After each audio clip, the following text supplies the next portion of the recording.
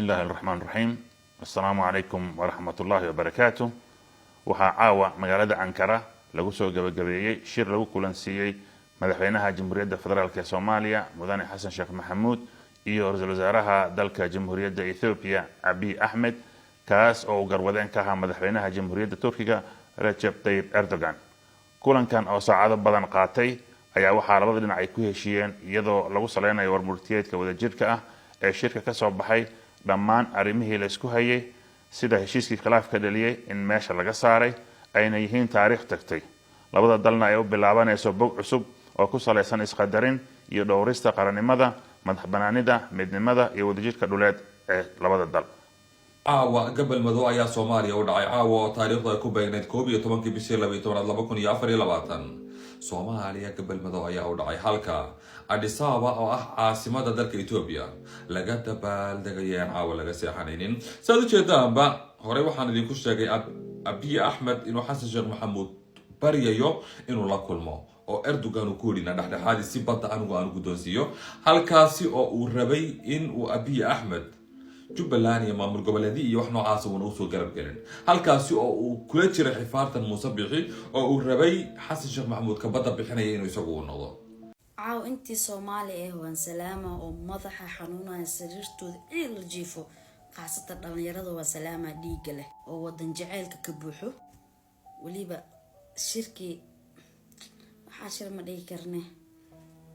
war saxaafadeedkii ka soo baxay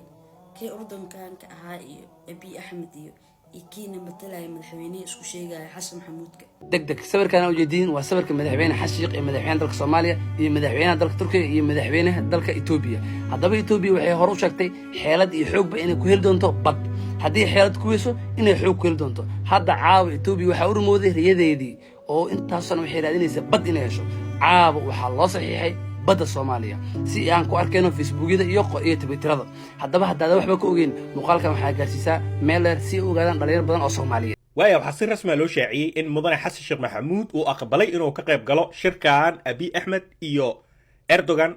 ee saddexda madax isku imaanayaan Turkiga iyo anagoo dhalinyarada oo aad iyo aad u diidan kulankaasi laba qodob oo halis ku ah qadiyada iyo midnimada Soomaaliyeed oo uu Abiy Ahmed la soo shirtagay qodob kamid ah Mudane Xasan Sheekh Maxamuud si hordhaca ayuu aqbalay labadan qodob ee halista mid kamid ah Xasan Sheekh Maxamuud si hordhacu aqbalay maxay tahay labadan qodob ee halista ee dangerka ah waa idin sharxi doonaa maxay tahay qodobada Xasan Sheekh Maxamuud uu la soo shirtagay maxay tahay talaabooyinka la qaaday ee madaxweynaha looga dhaadhiciyay inuu kulankaas ka qayb galo oo uu qol la soo galo nin ciidankiisa si xoog ah oo aanan baryo ahayn ay ku joogaan dalkeena oo waliba shalay iyo daraa taangiyo iyo gawaari kale oo farabadan iyo ciidamo farabadan ay dalkeena xoog ku soo galiyeen isla ninkaas sidee ku dhacday madaxweyne Xasan Sheekh Maxamuud in laga dhaadhiciyo inuu la kulmo isagoona shuruud ooga dhigin Abiy Ahmed marka hore inuu ciidamada kala baxo iyo sidoo kale heshiiskii badda asagana uu ka laabto iyadoona waxaas oo dhan ay dhicin sidee ku dhacday Mudane Xasan Sheekh Maxamuud inuu ninkan la kulmo soo dhawaada labada qodob oo dangerka oo mid kamid ah uu madaxweyne Xasan Sheekh Maxamuud uu aqbalay oo aan soo ogaaday aan rabaa in idin la qaybsado yaa xasuusto labada qodob kamid ah horta waxa waaye in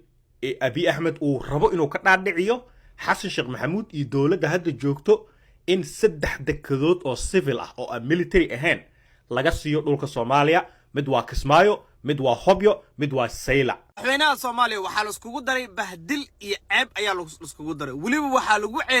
ceebeeyay caalamkii oo dhan ayaa lagu ceebeeyay oo live dhaxdiisa ayaa san loogu galay okay arrin yar ayaan rabaa inaan idin fahansiiyo matalan aniga shaarkan ayaan leeyahay qof ayaa igu qabsaday oo idhaa saadiq shaarkan aniga iskala jiijid ayuu galay shaarkayga qof saddexaad ayaa imaaday wuxuu inaga dhaadhacsiinay oo shaarkan maadaama mataqaan ninkan kuu qabsaday dagaal iyo waxa soosan u dhalanin lacag xoogaa iskaga celi ama waxa wada heesto asna markiisa ha xirto adna markaad xiro hadda waa xoolaha aniga aan leeyahay maamada Soomaalida waxa soo xasuustay ku qabso ku qadimeysad ahayd oo baad caadiga ahayd waay baad caadi ah waay okay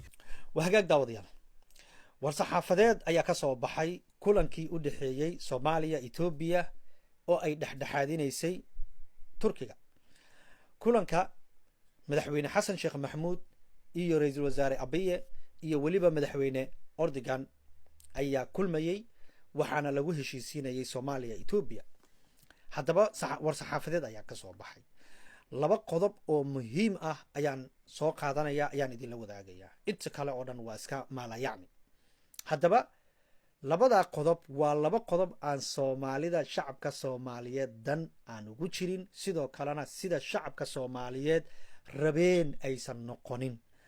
maalmo dhoweyd iyo maalmahan oo dhanba dad baa tiktok ka qaylinaya etoobiya waa saanaan yeelaynaa etoobiya anna waxaan dhahaya waxaas ma jiraan etoobiya iyo soomaaliya waxaa bahdilay waa siyaasiyiintii ayaanana bahdilay caawana bahdilkii ayaan dhex fadhinaa